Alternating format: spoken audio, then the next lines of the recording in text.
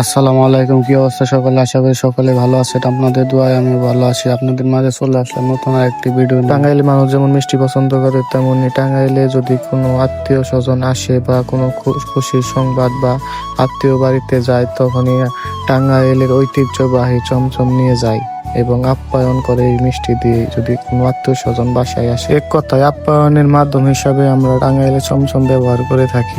আমরা চমচম নিয়েছিলাম জয়কালী থেকে এবং পুরাবাড়ির চমচম টোটাল 3 কেজি নিয়েছিলাম। আর এইসব চমচম পেয়ে যাবেন টাঙ্গাইল পাসানি বাজার মিষ্টি পট্টিতে। আর এখানে অনেক রকমের মিষ্টি পেয়ে যাবেন। এই যে দেখেন, ব্যাগ ট্যাগ নিয়ে আমরা চলে যাচ্ছি। আর এখানে আমরা দীর্ঘ অনেক দিন ছিলাম এই মেসে, দীর্ঘ প্রায় 3.5 বছর এখানে আমরা ছিলাম। এখন আমরা যাব ময়মনসিংহ বিভাগের ময়মনসিংহ জেলার ফুলবাড়িয়া উপজেলায়। ফুলবাড়িয়া যাচ্ছি আমরা ইন্টার্নি করার জন্য। এখানে দীর্ঘ আমাদের প্রায় 3 মাস থাকতে হবে। এখানে আর কি আমাদের ট্রেডিং করতে হবে 3 মাস।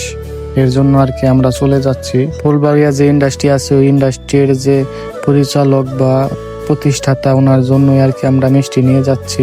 আগেই বললাম না, টাঙ্গাইলে মানুষ যেখানে যায় বা কাউকে আপ্যায়ন করার জন্য চমচম ব্যবহার করে, এর জন্যই আর কি স্যারের জন্য নেওয়া। আশা করি স্যারের টাঙ্গাইলে চমচম দেখে অনেক খুশি হবে। আমরা যাচ্ছিলাম সিএনজি করে। সিএনজিটা হলো আমার চাচাতো ভাই, উনি টাঙ্গাইলে থাকে, উনি টাঙ্গাইল সিএনজি চালায়। এর জন্য আর কি ওনাকে বলছিলাম যে আমাদের ফুলবাড়িয়া দিয়ে আসতে।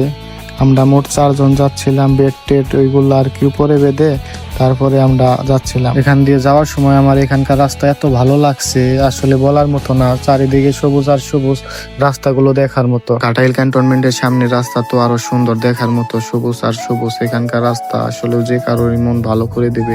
এখানে আমি আবারও আসবো। এখানকার রাস্তা আমার খুব ভালো লেগেছে। এখানকার পরিবেশ দেখার মতো অনেক সুন্দর, যে কারোরই মন ভালো করে দেবে। আমার মনে হয় এখানকার মাটি মনে হয় অনেক বেশি উর্বর, কেননা এখানে আমি যাচ্ছিলাম, দেখলাম যে সব জায়গায় কিছু না কিছু ফল গাছ বনে রেখেছে। যেমন এখানে ড্রাগন ফল গাছ, অনেক ফল ধরে আছে ড্রাগন ফল। আসলেও দেখার মতো সুন্দর। এখানকার মাটি মনে হয় অনেক বেশি উর্বর। আর ঘাটাইলের আমার ফায়ার সার্ভিসের যে অফিসটা আছে, মেন অফিস, সেইটা আমার বেশি ভালো লাগছে। এখানকার যে বিল্ডিং আর সামনের যে পরিবেশ, গাছ গাছালি, ফুল গাছ, ফল গাছ, এগুলো আমার বেশি ভালো লাগছে। এখানকার পরিবেশ আসলে অনেক সুন্দর, যা আপনারা আসলে বুঝতে পারবেন কতটা সুন্দর নিয়ে ঘেরা ঘাটাইল শহর।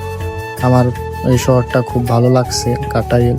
আর দেখেন ফায়ার সার্ভিসের অফিসটা কত বড়, ঠিক আছে। এখানে অনেক ফল গাছ ছিল, ফুল গাছ ছিল, দেখার মতো, যে কারোর মন ভালো হয়ে যাবে আশা করি। সময় স্বল্পতার কারণে এখানে নামতে পারি নাই, আবার পুনরায় আসবো, তখন এখানে নামবো, এখানে ছবি টবি তুলবো, ভিডিও করবো ইনশাল্লাহ। এখানকার মাটি বেশি উর্বর বলার কারণ হলো, যেখানে আনারসের বাগান সেখানে শুধু আনারসের বাগান আর আনারসের বাগান যত দূর চোখ যায়।